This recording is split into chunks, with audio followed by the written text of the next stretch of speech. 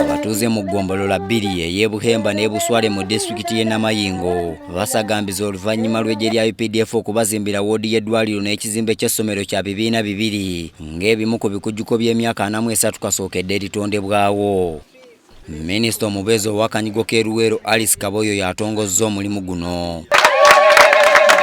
Akulira eddwaliro lya Health Center ey'okubiri yeebazizza eggye ly'eggwanga olw'okubasuula omukono. Tubadde tupangisa kale mu bumpi tubadde tupangisa ate nga landlord takkiriza tusimewo placenta pit takkiriza tusimewo rubbish pit, so twebaza UPDF okujja wano okutegeera ebizibu byaffe okutuzimbira ekizimbe kino ekirungi ennyo ekinene ekigenda okuyamba abakyala baffe n'abalwadde b'Eddwaliro and Buhemba sub county at large. Minisita oluvudde wano agenze ku kyalo Namayingo mu ggombolola y'e Buswale okutongoza ekizimbe ky'ebibiina ebibiri ku ssomero lya Namugugi College nga nakyo kizimbiddwa UPDF. Omukulu w'essomero asinzidde wano n'asaba minisita w'ebyenjigiriza Janet Kataaha Museveni okubayamba gavumenti essomero erikwatizeeko naye embeera ebayinze.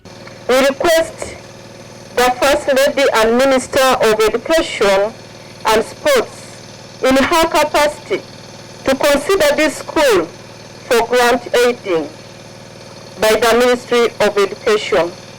Abamu ku bakulembeze mu disitulikiti okuli omubaka omukyalo w'e Namayingo ne ssentebe wa disitulikiti boogedde ku bisinga okusoomoza ekitundu kyabwe. Okutambula okuva wano okutuuka e Buswale on a daily basis from Monday to Friday, surely it is hard.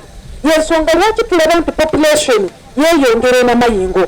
Abantu baffe baagala okusoma naye banaasomerawa. Amagombolola agasinga obungi tegafuna amazzi amalungi ag'okukozesa kubanga ground water is saline. Kano Anatoli Nwagira ategeezezza nti enkolagana yaabwe n'omuntu wa bulijjo yeeyongedde. In such circumstances, when a team finds that actually the community has a need, we take the responsibility to follow it up and select that spot. Minisita Kaboyo yeebazizza Pulezidenti Museveni olw'okutereeza eggye okulisigamu empisa. The team that came here, team ya Anatoli, yesinga empisa enyingi nedda bonna bwe bwe bali. Wano era waasinzidde n'asaba abantu b'e Namayingo okwongera okuwagira gavumenti. Njagala kubegayirira mulonde abantu nga bano tebasobola bokka abaleeta bino ebirungi ate batujja kubyongera n'embuto zijja kujja. Minisita akwasizza abakulembeze ba disitulikiti emifaliso 6 egy'omu ddwaliro, bokisi za masiki n'ebintu ebirala ebiguliddwa UPDF.